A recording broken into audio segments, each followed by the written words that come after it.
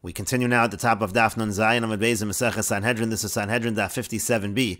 On the previous Amud, the Gemara said that according to Rabbi Yonasan ben Shaul, you could have something that is similar to murder, but is not quite murder that a ben Noach is liable the death penalty for. And the Gemara gave the example, again, this is according to Rabbi Yonasan ben Shaul. Let's say you have a situation of a person who's being pursued by a rodef. The rodef is trying to kill him.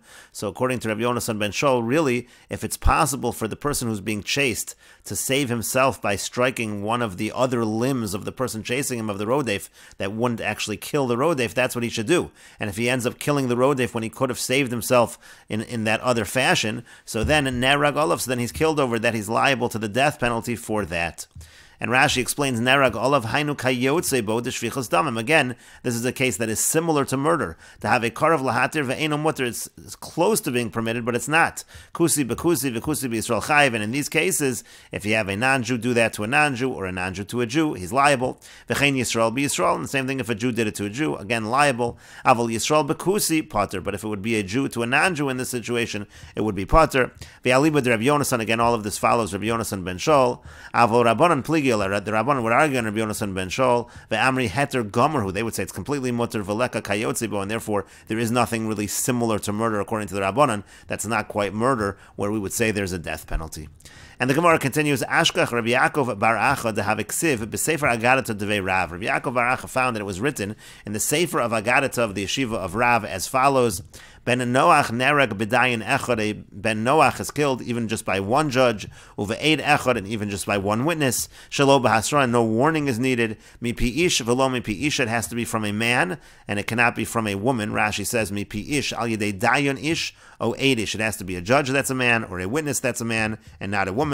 Va'afilu karov, and a Ben Noach can be put to death even by a relative. Mishum Rabbi Yishmael Amru, in the name of Rabbi Yishmael, they say, Af al ha'ubrin, even if a Ben Noach kills a fetus, even that would be something that the Ben Noach is liable to the death penalty for. And Rashi explains, Af al ha'ubrin, even for a fetus, Hiko es ha'isha v'yatzu yiladeh, meaning let's say he strikes a woman and then causes a miscarriage, causes the fetus to die. So nerag alein. So in that situation, a Ben Noach is liable to the death penalty for that, but that's not true by a Jew. By a Jew, it's only true once the baby is born that there's a liability to the death penalty. And the Gemara continues, Menohani Mili, from where do we know this? Meaning, from where do we know all of these halachas that we just quoted from the Agadata, the Sefer Agadata Devei Rav? Amar Rav Yehuda says, Diyamar Kratz, because the pasuk says, Aches dimchem lenafshosechem edrosh. It says the word edrosh in singular, so afilu b'dayin echad, that tells us we're talking even with one judge. Miyad kol chaya, from all animals, I'm going to seek that retribution if the blood is spilled. Afilu shelo basra, that tells you that there does not need to be a warning.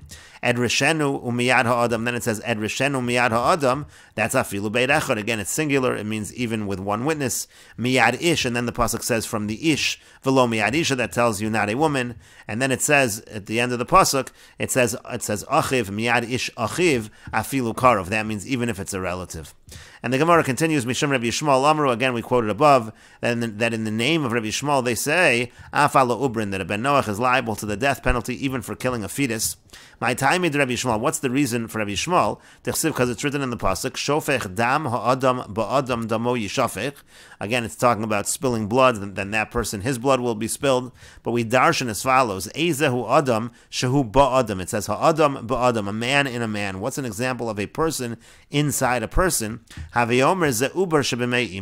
can say that that's referring to a fetus in the womb.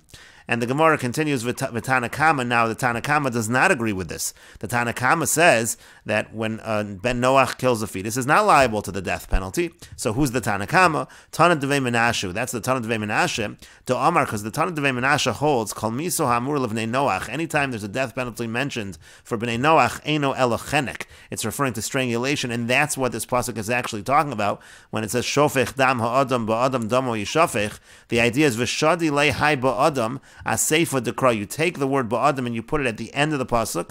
V'derosh be'hachin, you should darshan it as follows: ba'adam damo yishafich. On a man, his blood will be spilled.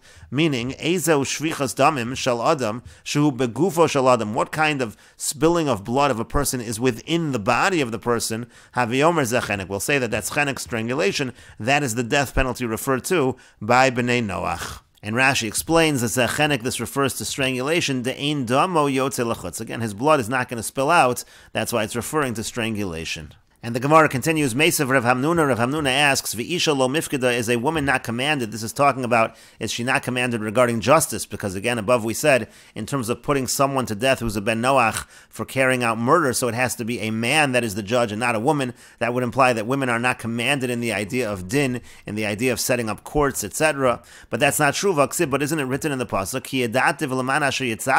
It says that I know that he's going to command, and it refers to Beso, his household over there. And so therefore that would seem to include women as well. As Rashi says, V'isha bas Noach lo mifkeda al hadin, a woman who's a bas Noach is not commanded on justice. Beso, hainu nashim, the pasuk says Beso over there, and that would refer to women.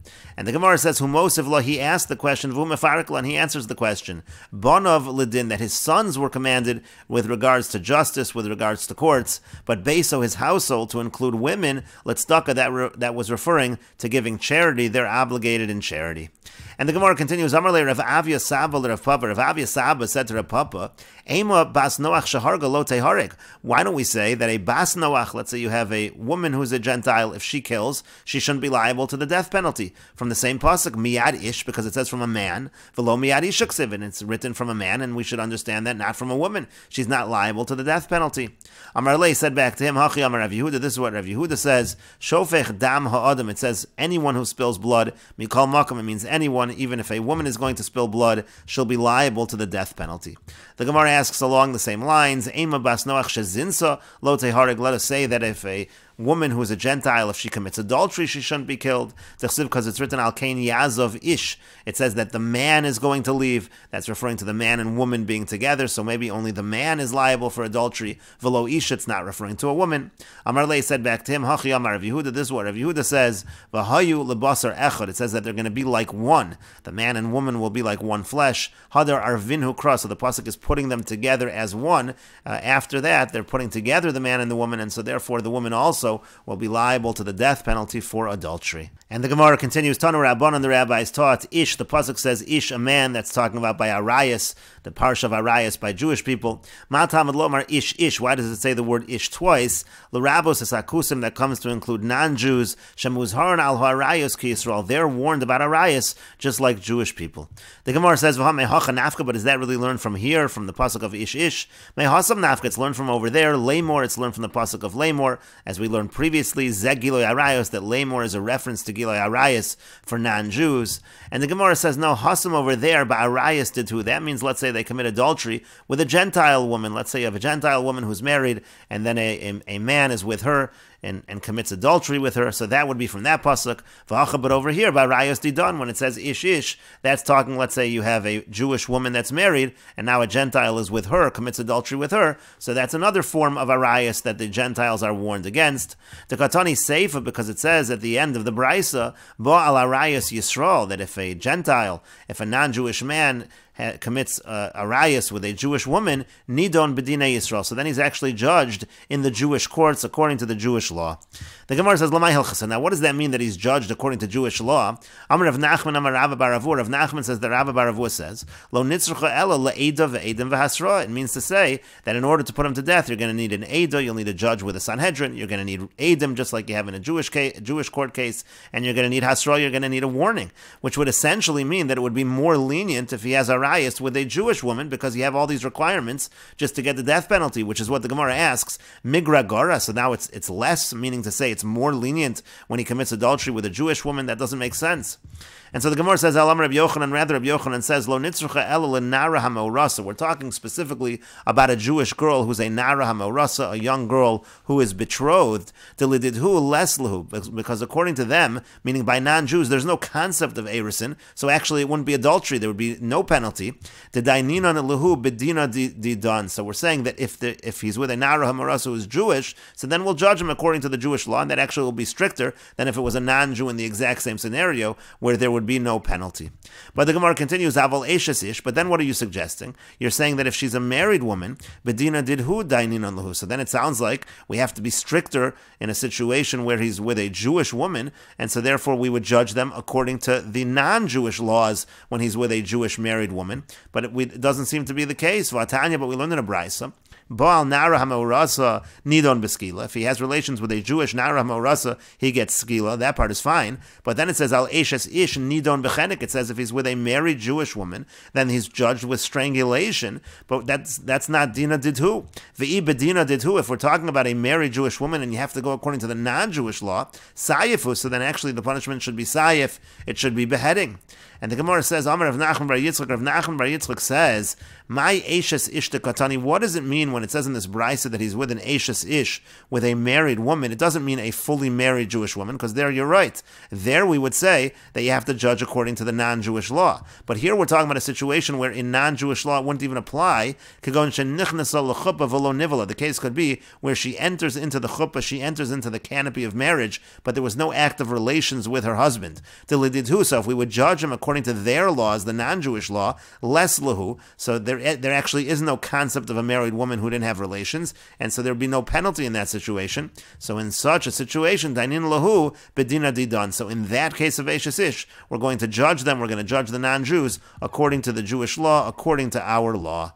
Tetani Rabbi Chanina, because Rabbi Chanina taught, Be'ulas Baal yesh lahen. By non-Jews, there's a concept of Be'ulas Baal. If they have relations with the husband, they're considered married. But nichnas al chuppah v'lo nivala. But if they just enter chuppah, but they never had relations, ein lahen, that concept does not exist by the non-Jews. And the Gemara continues, Tanya Kavasi de Rabbi Yochanan. We have a brisa that supports Rabbi Yochanan. Rashi explains, Tanya Kavasi de Rabbi Yochanan, Do Amar Bo Ala Rayas Yisrael. Rabbi Yochanan said that if a non-Jew commits adultery, let's say, with a Jewish woman, to Katani Nidon Bedine Yisrael. So again, it said, Nidon Bedine Yisrael. We said that he's judged according to Jewish law. So Rabbi Yochanan said, Lo Mesukma Ella Benichnas Ol Chuppah O Benara HaMeorasa. The only time we can understand that would be the halacha is in a situation, let's say, where there was chuppah, she was a married woman with chuppah, but no act of relations, or a Nara HaMeorasa. The point being, Dilididhu less lu, that according to the non-Jews, there is no penalty in those situations. That doesn't exist. So in those specific situations with a Jewish woman, then Rabbi Yochanan says that the non-Jew is judged according to Jewish law. We have a brisa that supports that idea. And the brisa says, Kol erva shebezin shel Yisrael memisin oleh. Any kind of arayas which a Jewish court would administer the death penalty for, ben Noach muzar oleh. Then a ben Noach is warned against that kind of arayas. Ein bezin shel Yisrael memisin oleh. But let's say it's a kind of arayas where there's no death penalty. For example, there's just kares. Ein ben Noach muzar oleh divrei Rabbi Meir. According to Rabbi Meir, a ben Noach is not muzar oleh, is not warned on that kind of arayas. Rashi explains, "Ein bezin shel Yisrael memisin oleh kagon chayve krisus." For example, again, let's say you have a situation where the Jewish law would be kares. For example, achoso, v'achosave, v'achosimo, v'eshasachiv, v'eshasachiyavi, v'achos ishto. Case like his sister, the sister of his father, the sister of his mother, the wife of his brother, the wife of the brother of his father, the sister of his wife. Ein ben Noach muzar oleh. In those cases, a ben Noach is not warned about that. Kinim afarish l'kamon, like will be explained later on. Rabbi Meir alibad Rabbi Akiva Amra. Rabbi Meir follows Rabbi Akiva. Denafki le'arayas b'vnei Noach me'al ken yazov ish. He learns out arayas by b'nei Noach from the pasuk of al ken yazov ish. V'hasam chayve misos u'dichsivi. There we're talking about the death penalty, so that's why Rabbi Meir learns it's only things that by arayas for Jewish people we would say the death penalty. But the Chachamim say harbe arayas yesh. There are many examples of arayas she'ein bezin shel Yisrael memisan alein, where a Jewish court would not administer the death penalty. Uben Noach muzar alein, and a ben Noach would be warned about it. Those would also be included in arayas for bnei Noach. Rashi explains, Harbe Arayas yesh kagon kol chayve krisus. For example, like we just said, any situation of Arayas with kares, ben Noach muzar aleim. A ben Noach is warned. Why did the Rabbanan say that? The Rabbanan is ra'ava b'nei Noach me ish ish. Because the Rabbanan learned the idea of Arayas by b'nei Noach from ish ish. L'chol ha'amar b'parsha. Therefore it includes all the kinds of Arayas that are in that parsha. Rabbi Meir lo darish ish ish l'ribuye, but Rabbi Meir, he does not darshan ish ish as that kind of inclusion, and so therefore Rabbi Meir disagrees with the Rabbanan in this regard. And the Braisa continues, Bo al arayas Yisrael, let's say the non-Jew, he commits some kind of arayas with a Jewish woman, Nidon bedine Yisrael, so then he'll be judged according to Jewish law. Bo al arayas ben Noach, Nidon bedine ben Noach. If he has arayas with a non-Jewish woman, so then he's judged according to the Bnei Noach laws.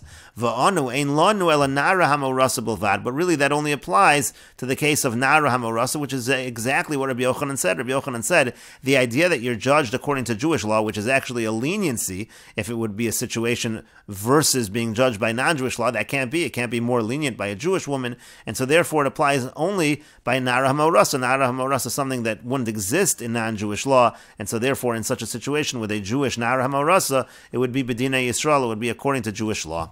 The Gemara says, V'nachshav na'ami nichnasa l'chuppah v'lo nivala. Well, why only have one example? That we just said above, there's a second example. Let's say the woman who's Jewish, she entered chuppah but didn't have relations. That would also be a case which doesn't exist by non-Jews, and therefore would follow Jewish law if a Ben Noach did that. And the Gemara says to that, Hi Tana, the reason is because this particular Braisa, Tana Devei Menashe, it follows the Tana Devei Menashe, the Yomar Kol Miso Amur Levnei Noach Eino Elechenek. But Tana Devei Menashe happens to hold that anytime there's a death penalty for Bnei Noach, it's going to be strangulation, and so therefore there's really no difference. Idi v'idi cheneku. It's going to be strangulation whether you follow Jewish law or non-Jewish law, and that's why that was not mentioned over here. And the reason, of course, why this is not an issue when it comes to Nara HaMorasa is because Nara HaMorasa in Jewish law doesn't get chenek, the punishment is skila, as we said. And the Gemara continues, V'savar Rabbi Meir, does Rabbi Meir really hold, Kol erva shebezin shel Yisrael memisan aleha, ben Noach muzar aleh, that any kind of arayas that the Jewish court would administer the death penalty that a ben Noach is warned. V'atanya, but then we learn in a Braisa, ger, when it comes to a convert, and we will continue with this discussion in the next video on Daf Nun Ches Amud Aleph.